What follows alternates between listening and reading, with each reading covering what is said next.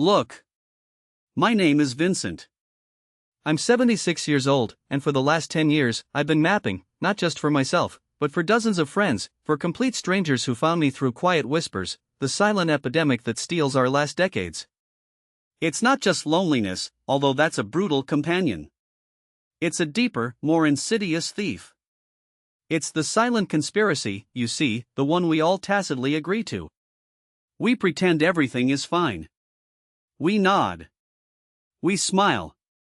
We say, "I'm doing great, son, really great," even when our souls feel like hollowed-out gourds. We do it so as not to scare the young, so as not to be a burden, so as not to expose the raw, aching truth. We are disappearing, even while we're still here. But here's the gut punch: the greatest crime isn't what they do to us, it's what we do to ourselves. We believe, deep down, that it's too late.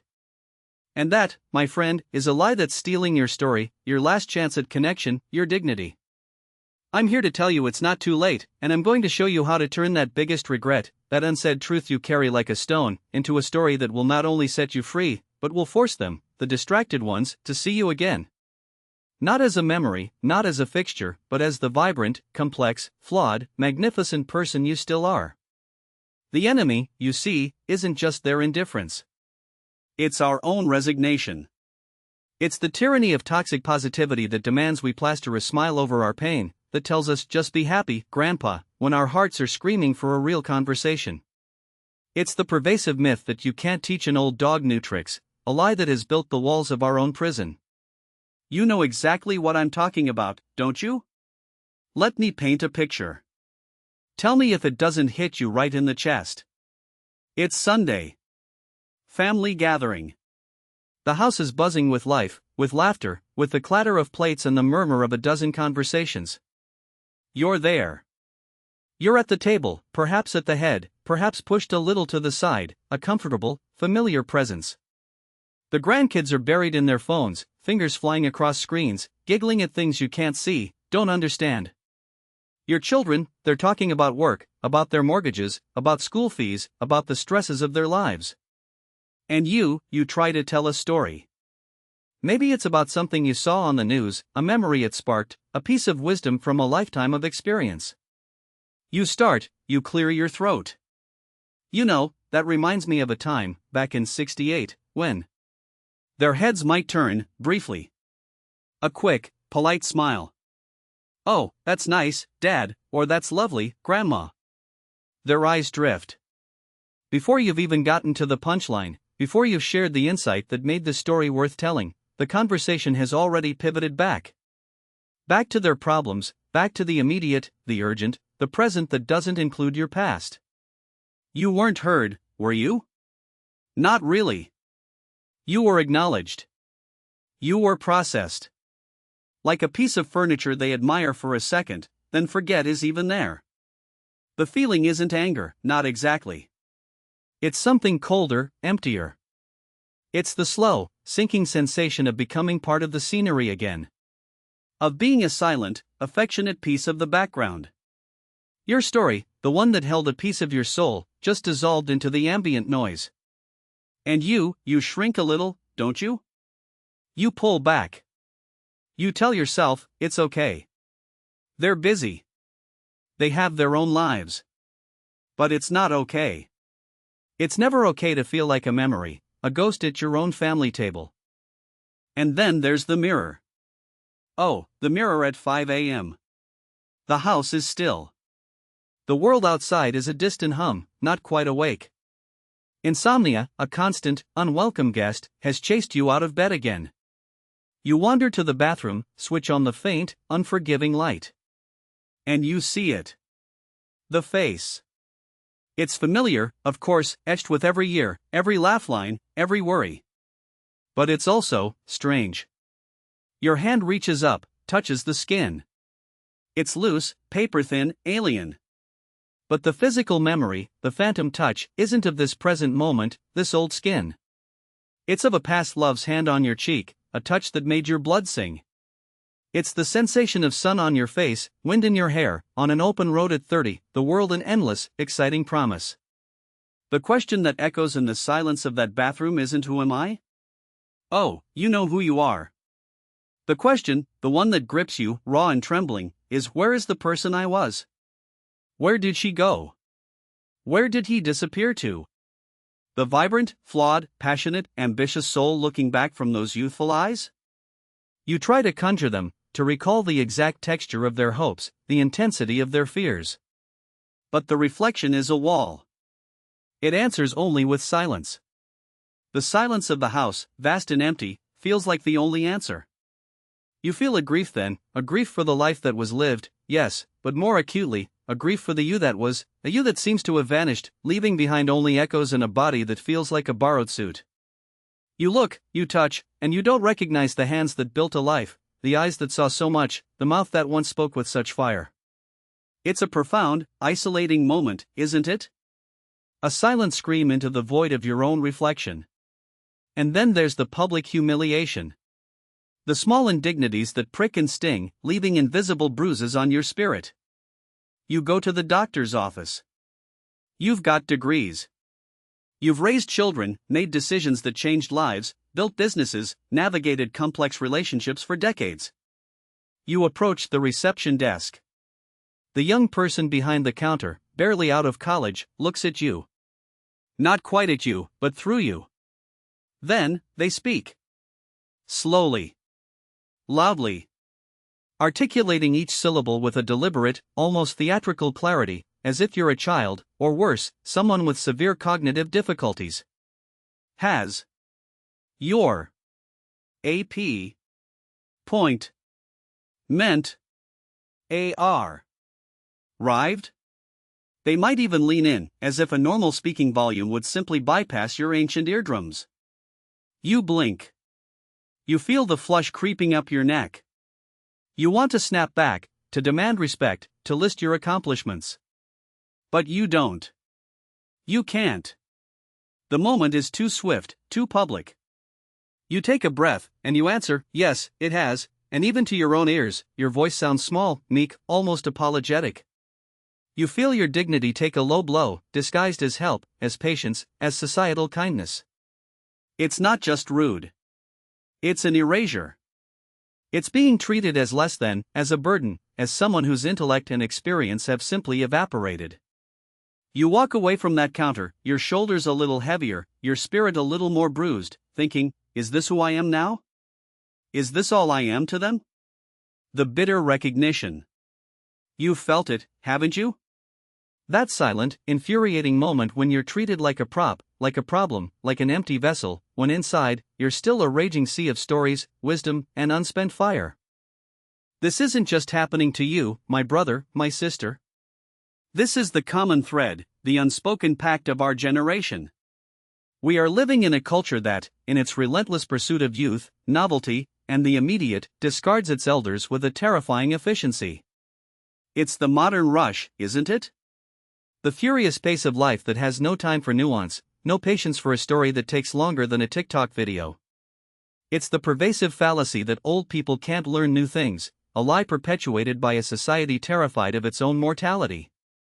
They build ramps and automatic doors, and call it progress, while simultaneously robbing us of our agency, our voice, our very personhood.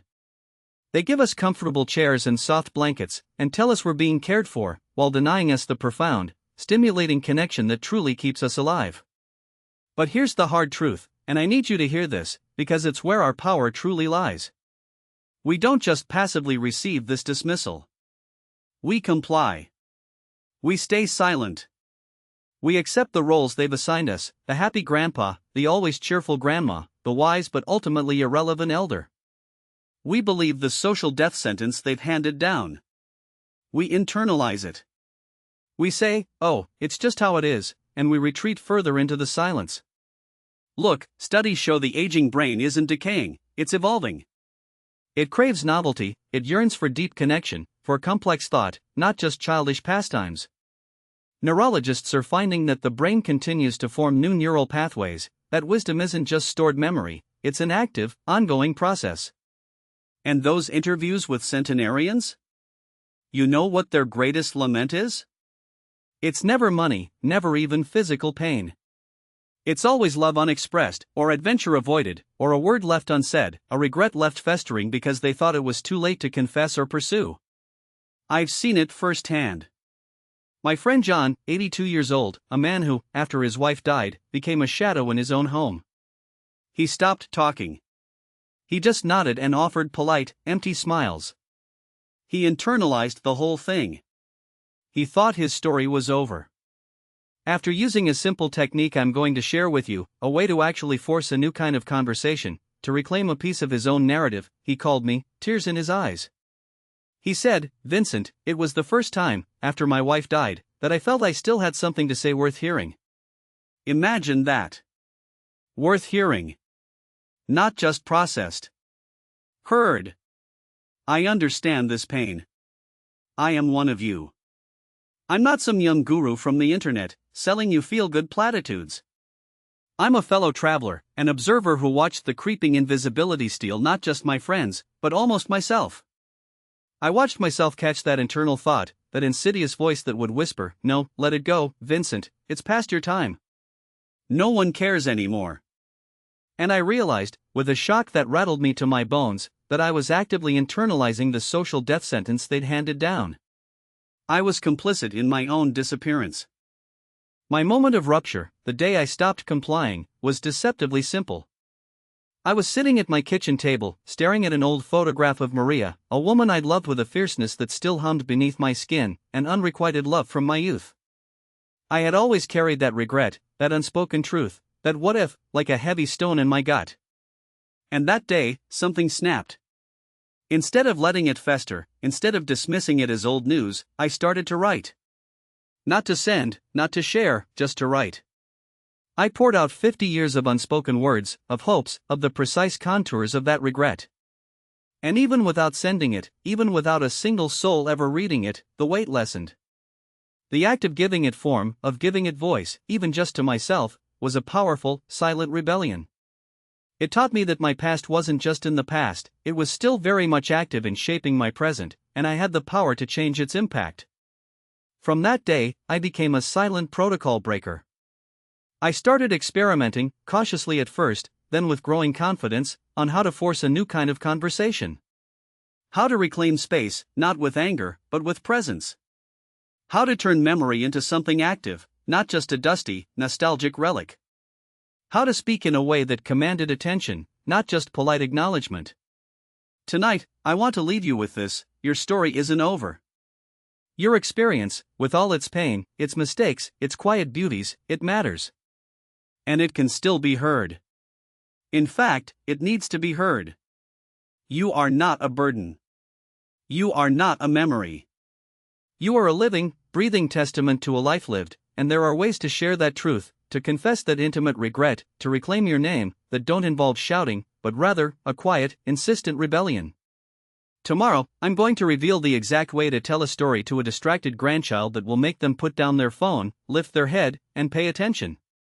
I'm going to show you the one question you need to ask yourself tonight to start making peace with your biggest regret. And I'll share the secret to stop being treated as grandpa or grandma and start being called by your actual name again. It's an act of rebellion. An act of self-love. And it begins, right now, with the defiant knowledge that you are still here, and you still have so much to say. But defiance isn't enough if you don't understand the true enemy. You've felt the sting, the cold shoulder, the creeping shadow of irrelevance. You've seen the symptoms of this epidemic, haven't you? But what if I told you that these aren't just isolated incidents, a random collection of dismissals? What if I told you that the loneliness, the feeling of being unseen, of your stories dissolving, of your wisdom gathering dust, isn't an accidental byproduct of aging, but rather the predictable, designed outcome of a pervasive, often unconscious, social system? It's not just a collection of rude encounters or distracted glances. No. This is the shocking truth, the hidden mechanism of social erasure at play in your daily life. What you're experiencing isn't just being old. It's the meticulously crafted architecture of geriatric invisibility. It's a silent script of social redundancy, meticulously written by a culture obsessed with novelty and fearful of its own mortality. This isn't your fault, my friend. This isn't a failure of your character or your charm.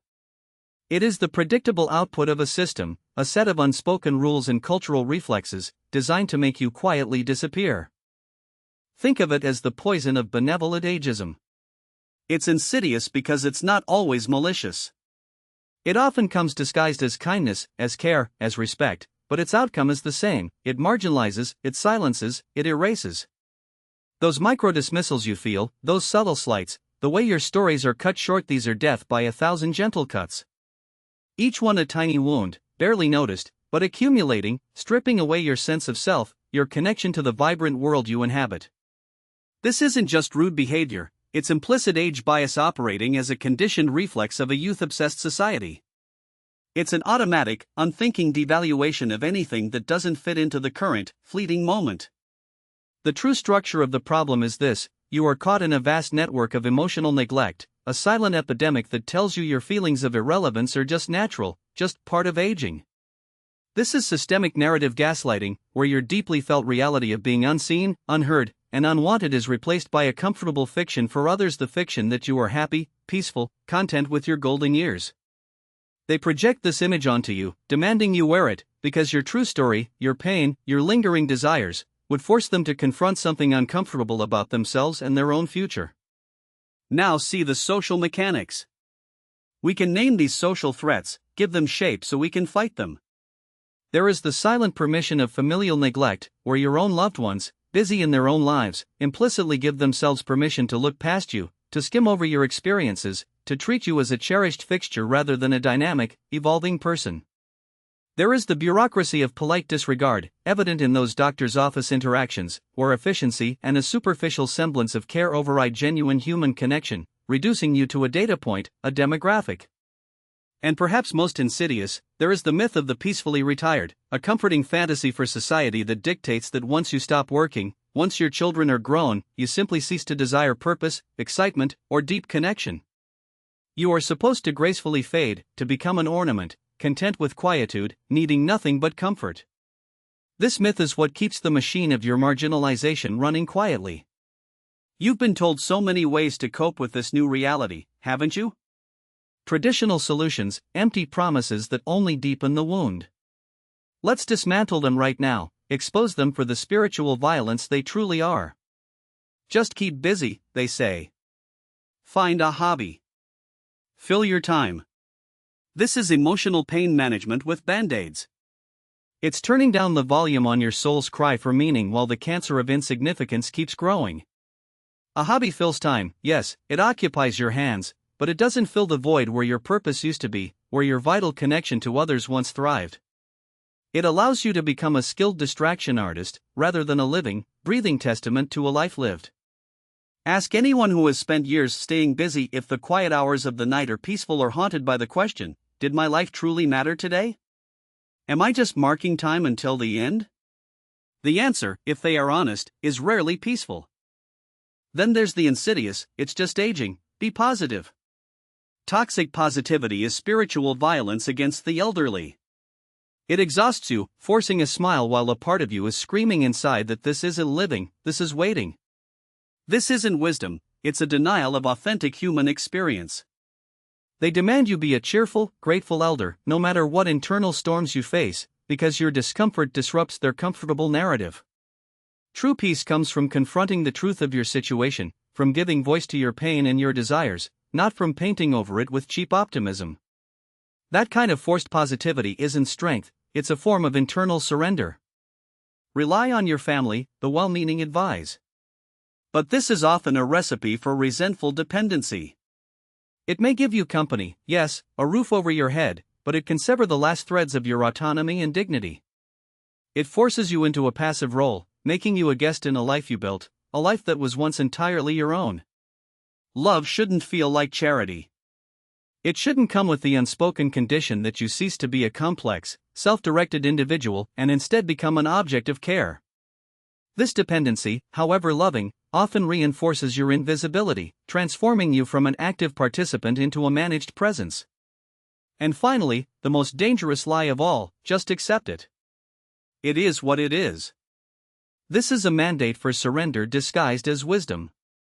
Acceptance is for things you cannot change, like the weather or the passage of time itself. But your voice, your story, your fundamental human need to be seen and heard, these are not things to accept losing. This phrase, "it is what it is the grease that keeps the machine of your marginalization running quietly, allowing society to dismiss your suffering without a ripple. It's the ultimate internal trap, because it convinces you that your silence, your slow fade, is natural, unavoidable, and even noble.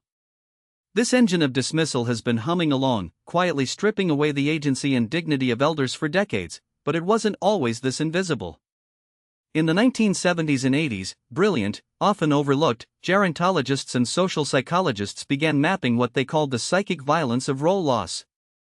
They saw how the stripping away of vital identities, the worker, the parent, the active community member, the provider, inflicted deep psychological wounds, far beyond mere retirement. Their work was largely ignored by a culture screaming eternal youth, unwilling to look at the darker side of its relentless progress. At the same time, suppressed longitudinal studies on biographical suffering began to emerge, showing the profound physical and mental toll of having your life narrative deemed irrelevant, of having your personal history archived before you were even gone. These researchers recognized that what we now call loneliness and invisibility were not just personal failings, but symptoms of a societal breakdown, a profound severing of the generational contract. They uncovered what ancient strategies of elder integration and wisdom transmission already preserved in traditional societies had always understood: a community that silences its elders is a community that has severed its own roots and is destined to wither. These societies had protocols, rituals, and deeply ingrained cultural practices designed to ensure that the accumulated wisdom of a lifetime was not just tolerated, but actively sought, integrated, and celebrated.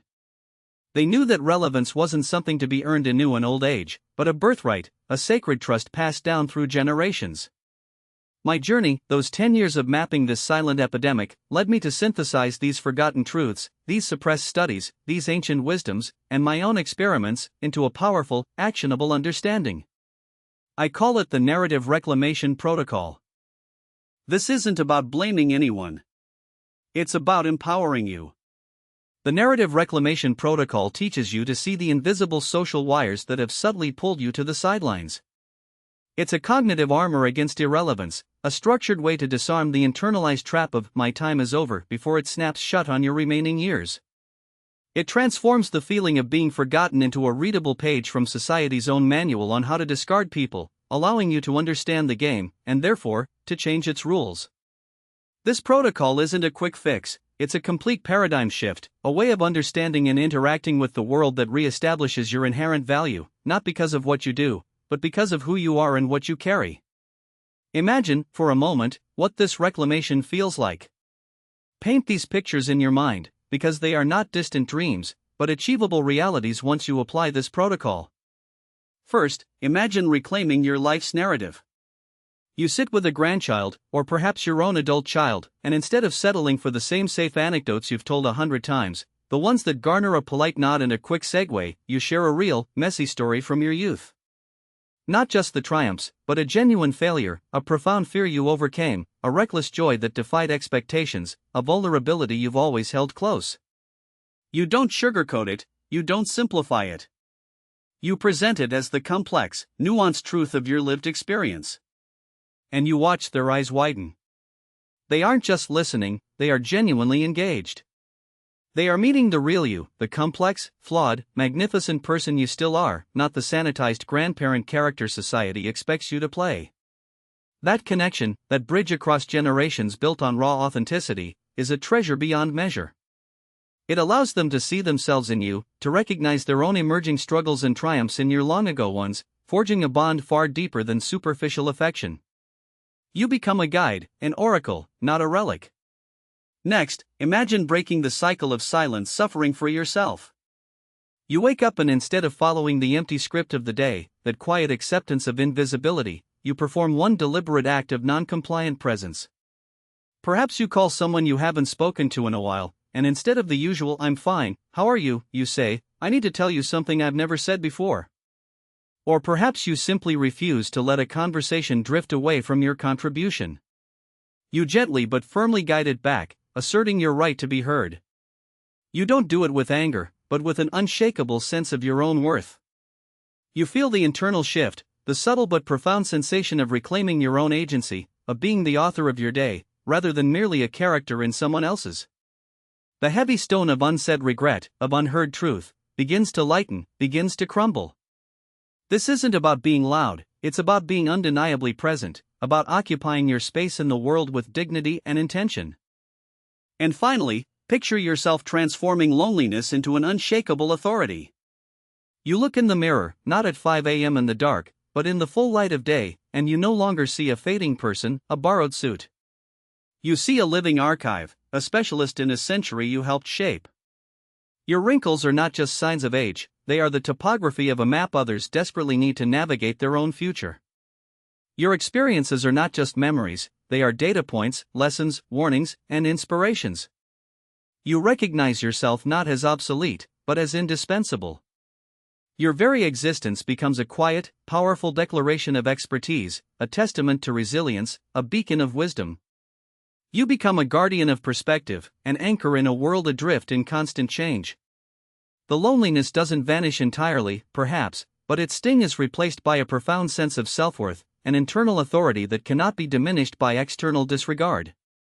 This is the internal shift I'm talking about, the recovery of sovereignty over your own story and your remaining time. It is a rebellion, yes, but not one of rage. It is a rebellion of presence, of authenticity, of reclaiming the narrative of your own magnificent life. Now, this knowledge, this narrative reclamation protocol, it's dangerous. Dangerous to the status quo of comfortable neglect. It threatens the convenient fiction that elders are content to sit quietly on the sidelines, to be loved but not truly engaged. It demands a level of respect and genuine interaction that modern society often finds inconvenient. This is why it's not for everyone. It's only for those who are truly ready to fight for their story, to challenge the silent conspiracy of invisibility, to refuse to go quietly into that good night. You came here seeking an end to the feeling of fading away. You understand now that it's not just a feeling, but a system.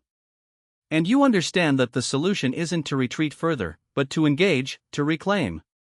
I have shown you the problem's true face, and I've given you the name of the protocol that will dismantle it.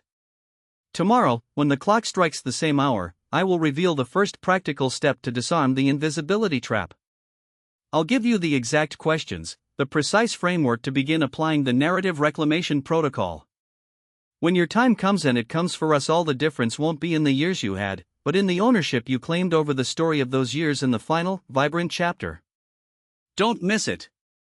Your story is waiting to be heard.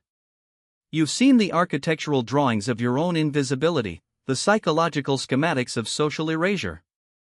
You understand now that it's not just a feeling, but a deeply ingrained, often unconscious, system at play, a narrative trap designed to keep you from your own story. But recognizing the cage is merely the first tremor before the earthquake of liberation. It's not enough to see the system, you must have the tools to dismantle it, to reclaim the narrative that is rightfully yours. Now, here is the key to disarming dismissal, the very first practical action, a crucial, free, and intellectually undeniable step to reclaim your voice. This pivotal first step is what I call the narrative reclamation drill.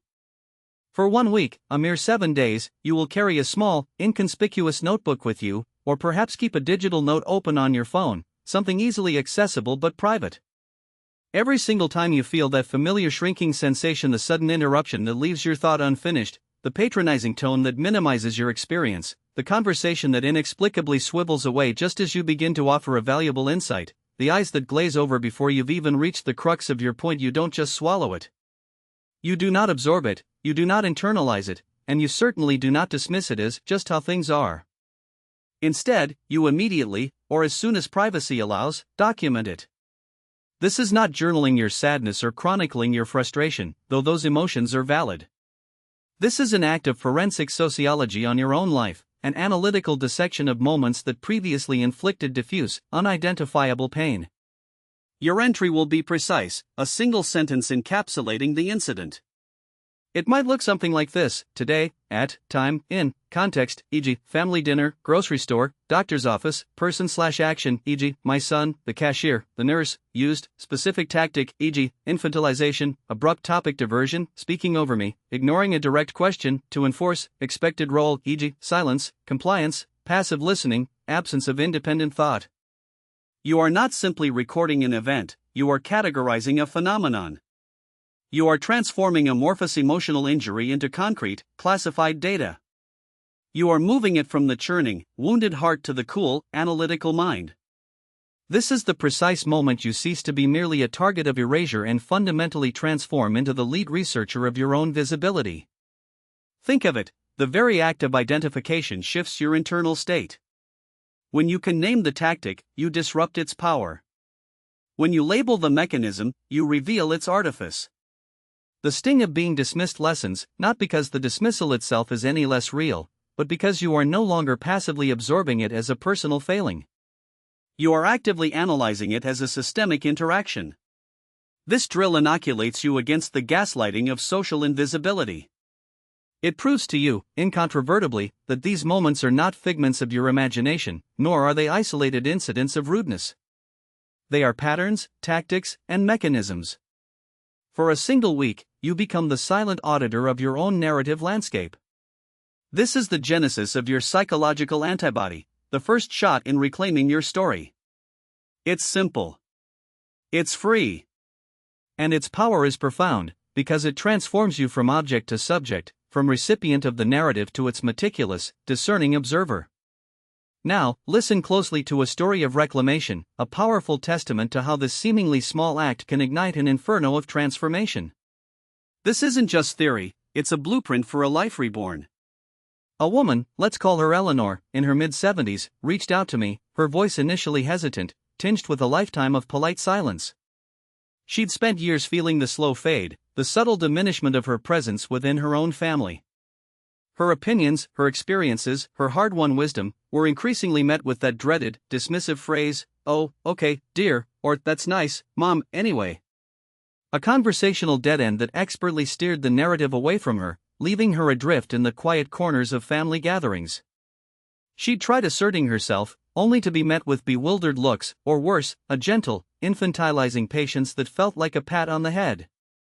She felt herself shrinking, not just in her body, but in her spirit, becoming a benign fixture, an observer rather than a participant in her own life's grand drama. Then, she began the narrative reclamation drill. She carried a small, leather-bound notebook, a relic from her younger, more vibrant self, in her handbag. The first few days were difficult. Each entry was a tiny, sharp jab, a recognition of how frequently her voice was sidelined. She documented the rapid change of subject when she tried to share a memory, the polite smiles that didn't quite reach the eyes when she offered advice, the way her grandchildren would look past her to their parents even when she was the one speaking to them. But something began to shift. The act of writing it down, of naming the specific tactic, started to create a distance between the incident and her emotional response. She wasn't just feeling dismissed, she was identifying dismissal. It was a subtle, yet seismic, internal shift. The third Sunday arrived, a typical family lunch, bustling with the energetic chaos of 3 generations. Her eldest son, Mark, a successful, well-meaning man, was recounting a news story with great animated flourish, holding the floor, as he often did. Eleanor, having read an excellent article on the very topic that morning, waited for a natural pause, then began to offer a nuanced, insightful perspective. She got 3 sentences in before Mark, without missing a beat, smoothly interjected, "Oh, speaking of news, did you hear about Sarah's promotion?" The conversational current immediately shifted, everyone turning their attention to the new, more relevant topic. Old Eleanor would have smiled, perhaps a little wistfully, and faded back into the comfortable anonymity of her armchair. She would have told herself it wasn't a big deal, that Mark was just excited, that she was probably overthinking it. But this time, something different happened. Because she was in the midst of her personal audit, her mind, almost involuntarily, flashed, topic diversion to maintain conversational authority. Tactic identified, interruption and immediate redirection. Expected role, passive listener. A profound calm settled over her. She didn't feel a surge of anger, or the familiar welling of sadness. Instead, there was a quiet, almost scientific curiosity. She didn't raise her voice, she didn't accuse. She simply waited for another natural conversational scene, a slight lull in the chatter about Sarah's promotion. Then, she leaned forward, just slightly, and spoke in a clear, measured tone, audible but not demanding attention. Mark, she said, her voice steady. You diverted the topic when I began to speak about the news story. I'd like to finish my point, if you don't mind. The room, usually a symphony of overlapping conversations, froze. Not with anger, not with defensiveness, but with a palpable, almost theatrical shock. It was the shock of a ghost suddenly speaking with a clear, resonant voice they had all forgotten it possessed. Her younger granddaughter, wide-eyed, actually stopped chewing her broccoli. Mark, her son, stammered, his usual confident demeanor momentarily shattered. Mom? Oh, I'm sorry. I didn't even realize. What were you saying? Eleanor, with uncharacteristic poise, completed her thought, articulating her perspective fully, concisely, and with all the wisdom that had been accumulating for decades. She wasn't aggressive, she wasn't bitter. She was simply present. And for the first time in what felt like a decade, her family truly listened. The conversation that followed was different. Mark, later that night, called her, not out of obligation, but out of genuine curiosity, to ask what she really thought about the news story, to delve deeper into her insights. For Eleanor, that call was more than an apology, it was a reconnection.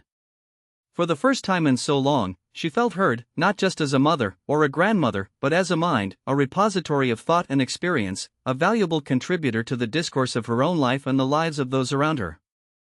That, my friends, is the shift. When you diagnose the mechanism of your own silence, when you can name the tactic of your erasure, you develop the psychological antibody to it. You don't react with the same old hurt, you respond with clarity, with assertion, with an undeniable demand for your narrative space. Eleanor didn't wage a war, she simply stated a fact. And in that simple act, she began to dismantle the architecture of her own invisibility, one precise observation at a time. This isn't about being combative, it's about being undeniably, unapologetically present. But if you still harbor any doubt, if a part of you still whispers that these are isolated incidents, individual oversights, or merely the natural ebb and flow of social dynamics, prepare yourself. Because I am about to expose the leaked blueprint of systemic ageism, a chilling piece of evidence that confirms the engineered, almost architectural nature of the social mechanics we've been uncovering. This isn't just about personal experience, it's about institutional design. In 2019, a confidential report from a major senior living solutions conglomerate, a colossal entity with dozens of facilities across multiple states, marketing itself as the epitome of compassionate elder care, was discreetly leaked to a brilliant gerontology researcher I implicitly trust.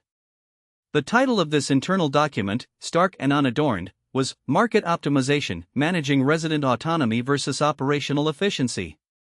Think about that title for a moment. It's not about enhancing life, it's about optimizing a market.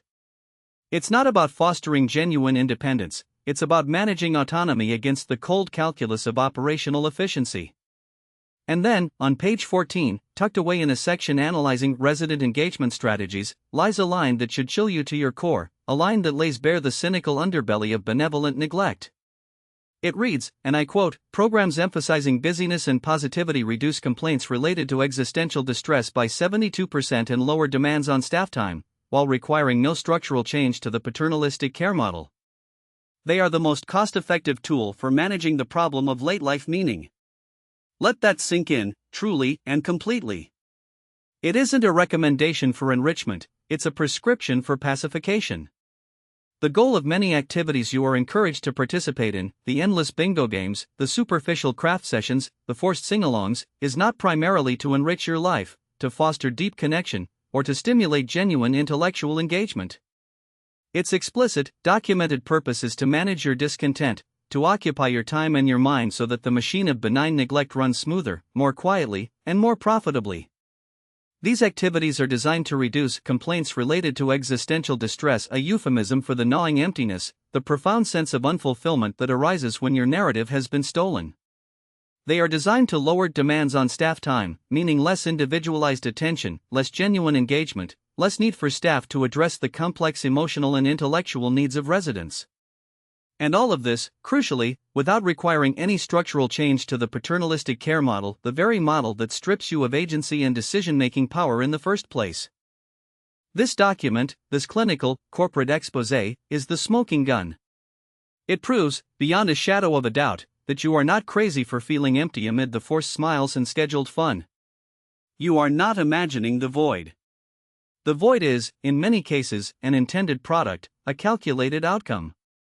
It is a feature, not a bug, in a system designed for convenience and cost-effectiveness over genuine human flourishing. You are not failing to find joy, the system is actively preventing you from seeking deeper meaning by filling your days with superficial distractions. This is the truth, laid bare, from the very architects of institutional invisibility. But knowing the blueprint, seeing the design of your own narrative suppression, is the crucial first step to drafting your own, to scribing a new, undeniable reality for yourself. This is how you reclaim not just your voice, but your entire sovereign existence. Imagine a life where this knowledge, this reclamation protocol, is not just understood intellectually, but woven into the very fabric of your being. Imagine your perfect Wednesday, a day not dictated by the subtle dictates of social erasure, but by the undeniable resonance of your own narrative authority. You wake up, and your first thought isn't "what do I have to do today," or "what mundane appointment awaits," but "what do I have to say?" What insight has blossomed in the quiet hours of the night? What story yearns to be told? There is a profound sense of peace in this autonomy, an internal compass calibrated to your own true north. You meet a friend for coffee, a cherished ritual.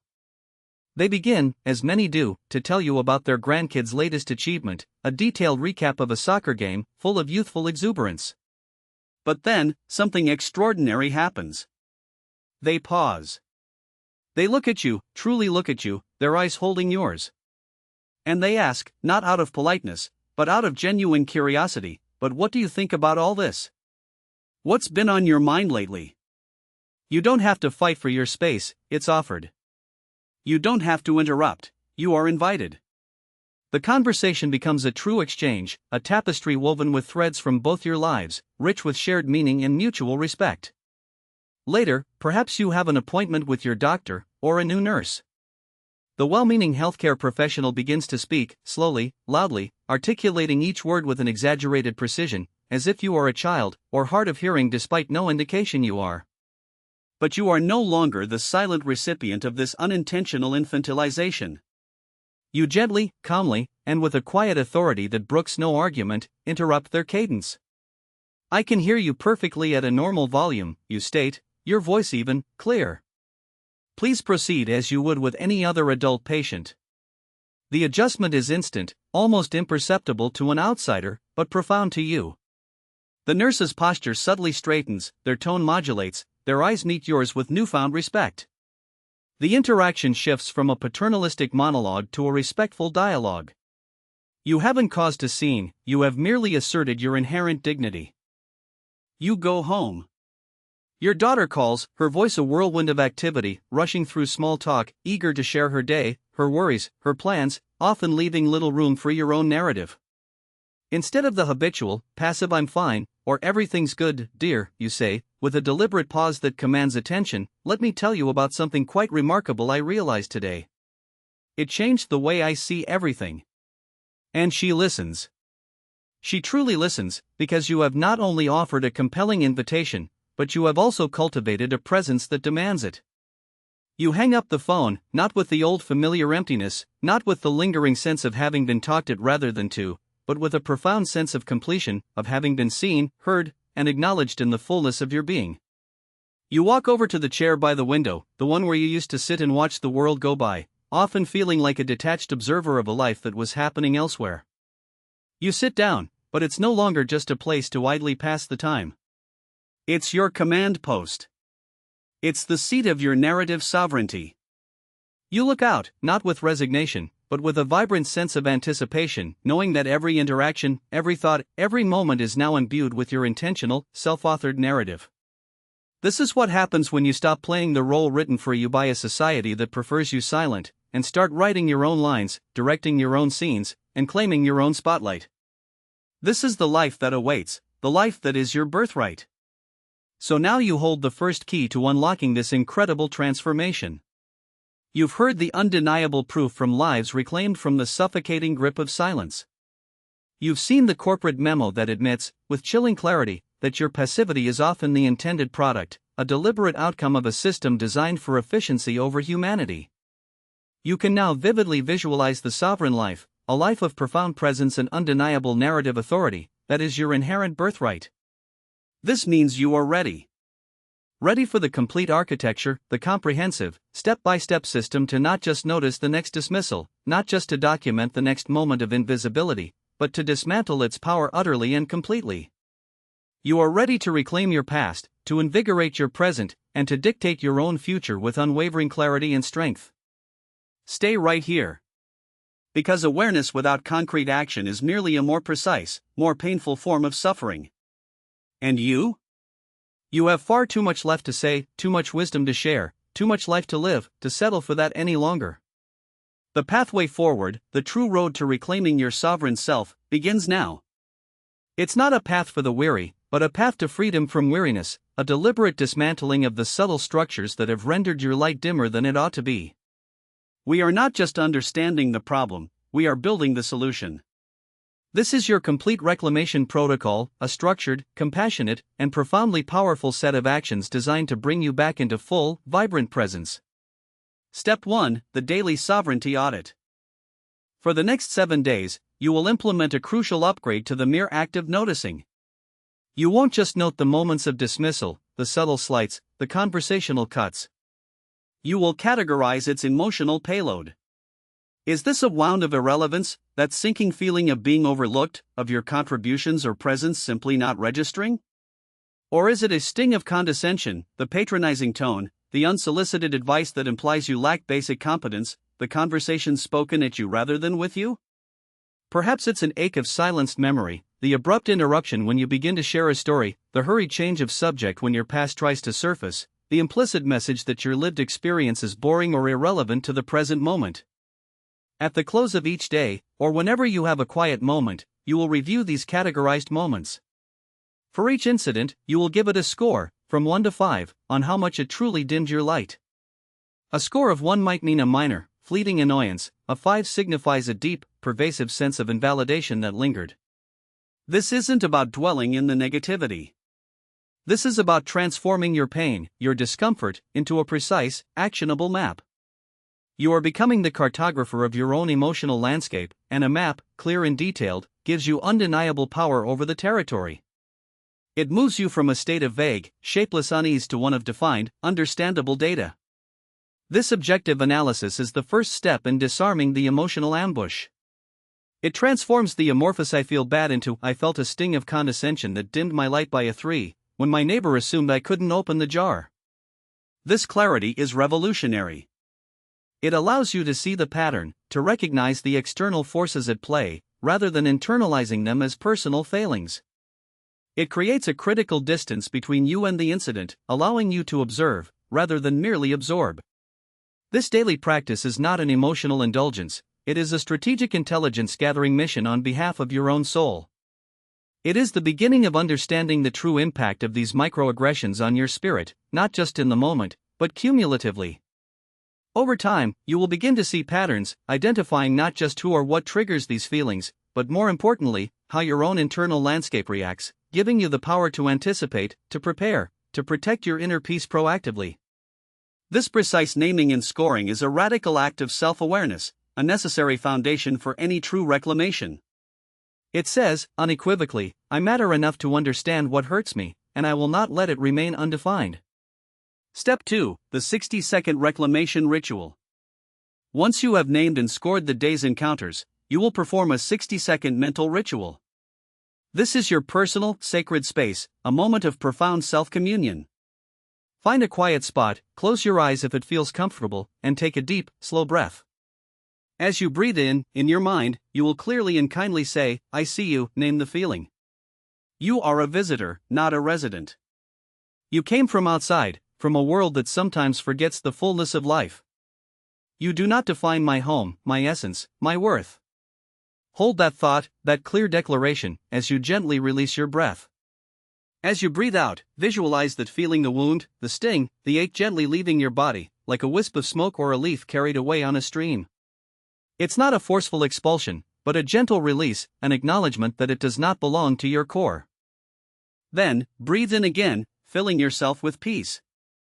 As you do, place a hand on your heart, or on your knee if that's easier or more comfortable for you.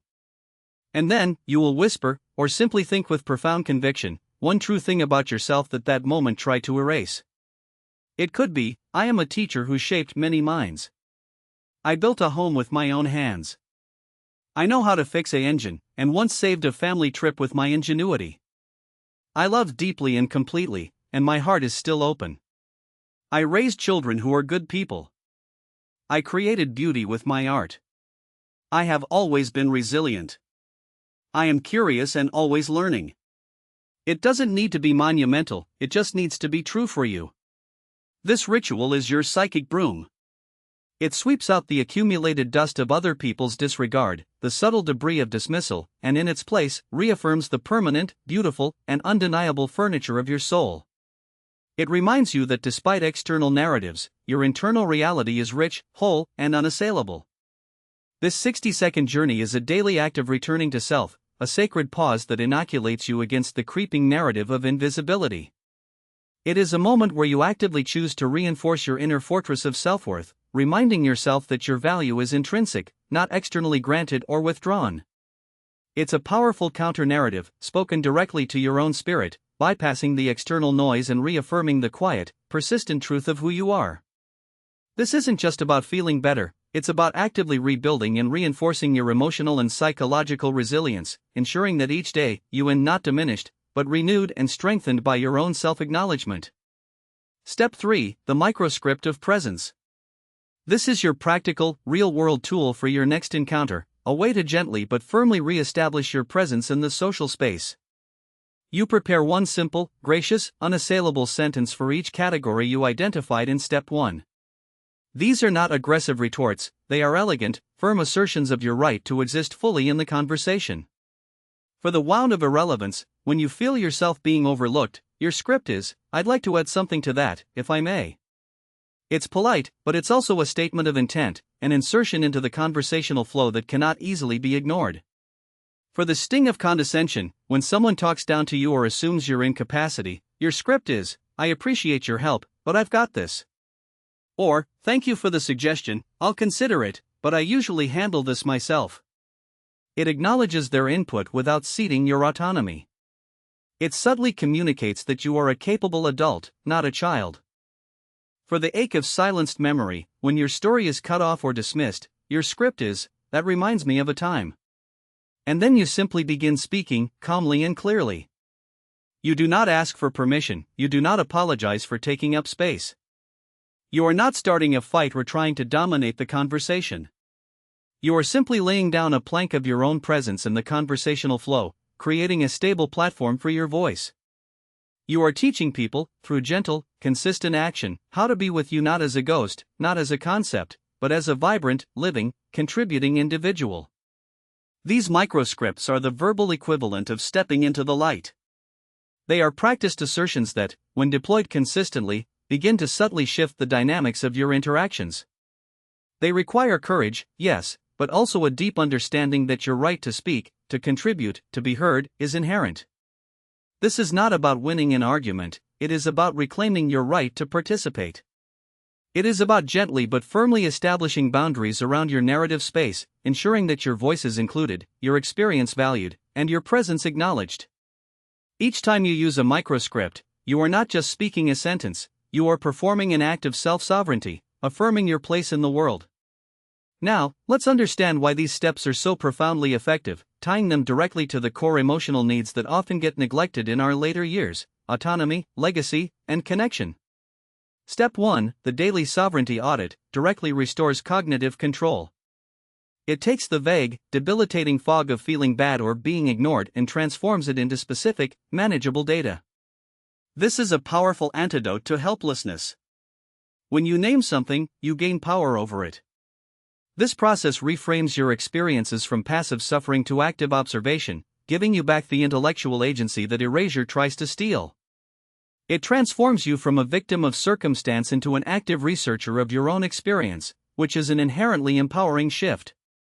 Step 2, the 60-second reclamation ritual, is essential emotional hygiene for the soul. In a world that often diminishes the internal richness of older individuals, this ritual creates a sacred, private space where the world's dismissive narrative about aging is replaced by your own undeniable truth. It's a direct and profound repair mechanism for self-worth, ensuring that no matter what external forces try to imply, your internal sense of value remains intact and radiant. It directly nurtures the need for legacy by honoring your past self and all that you have been and achieved, integrating it into your present identity. Step 3, the microscript of presence, is an active form of resocialization on your terms. It rebuilds the atrophied muscles of social interaction, which can weaken from isolation or repeated dismissal. It allows you to re-enter and engage in social circles from a place of strength and self-respect, rather than from a position of need or perceived vulnerability. This step explicitly addresses the need for genuine connection, allowing you to forge relationships based on mutual respect and acknowledgement, rather than passive acceptance of whatever interaction comes your way. It's about building a framework for meaningful connection, where your voice isn't just heard, but actively sought. You might be thinking, is this truly possible for me? I'm tired. I've been this way for so long. I ask you, what are you preserving your energy for? Another season of polite shrinking? Another quiet retreat into invisibility? This protocol is not about demanding more energy from you, it is designed to return energy to you by ending the constant drain of silent acceptance, of unacknowledged hurt, of the energy spent suppressing your true self. The burden of invisibility is heavier than the effort of presence. The weight of being unheard saps more strength than the gentle assertion of your voice. You can begin step 1 in the quiet after this video ends. Take out a small notebook, or even just a piece of paper. You don't need to shout to be seen, you just need to make your presence deliberate. This isn't a grand revolution, but a series of quiet, persistent acts of self-affirmation that will, over time, create an unshakable sense of self. This journey is about more than just feeling better, it's about claiming your final, most profound legacy. It's about being remembered not as a shadow, but as a full, vibrant human being who lived every chapter with intention. So, let's make it real, together. Solidarity is the ultimate antidote to solitude. If this protocol, has resonated with you, if it has stirred something deep within, I ask you to share it with one person. Just one. A friend from the old neighborhood, someone you know at your community center, a fellow traveler in the journey of life who you suspect might also be feeling the weight of social erasure. Don't let this understanding, this dawning of possibility, die in the quiet of your apartment. Let it travel. Let it spark. Build an unseen network, a quiet revolution of people who choose to live seen, who choose to reclaim their stories. Your act of sharing isn't just about spreading a video, it's about igniting a spark of recognition in someone else, letting them know they are not alone in their experience. And that like button? That little thumb up icon isn't for me, for my ego, or for some algorithm solely. It is your flag in the digital ground. It says, I was here. I am here. My attention matters. My experience matters. It sends a clear signal to the digital world that stories for and about us, about the profound, rich, and often overlooked experience of later life, have immense value, immense weight. Plant your flag. Let the digital universe know that your voice, your presence, and your choice to engage are powerful. Then, comment below. This is where we truly make it real, where we forge the threads of connection. Just type "My story matters." Let's create a scrolling, powerful scroll of affirmation, a collective declaration that anyone, at any time, feeling the sting of invisibility, can read and feel less alone, feel that they are part of something larger. Your words here, no matter how simple, become part of someone else's lifeline, a beacon in the quiet moments of doubt. And please, ask your questions. Share your insights. This isn't just my conversation with you anymore, this is our conversation, a shared space for growth, understanding, and mutual empowerment. And finally, save this video. Bookmark it. Return to it. This is your personal field guide to remaining a person, a full, vibrant, contributing individual, in a world that too often tries to diminish you, to turn you into a concept, a category, an afterthought. When the silence feels too loud, when the subtle dismissals begin to chip away at your resolve, come back. Replay step 2. Let my voice, for these few minutes, remind you of your own inherent, unwavering voice. This isn't a one-time viewing, it's a living document, a tool to be revisited and re-engaged with whenever you need to fortify your spirit. The final choice before you is not between activity and passivity. It is between curation and abandonment.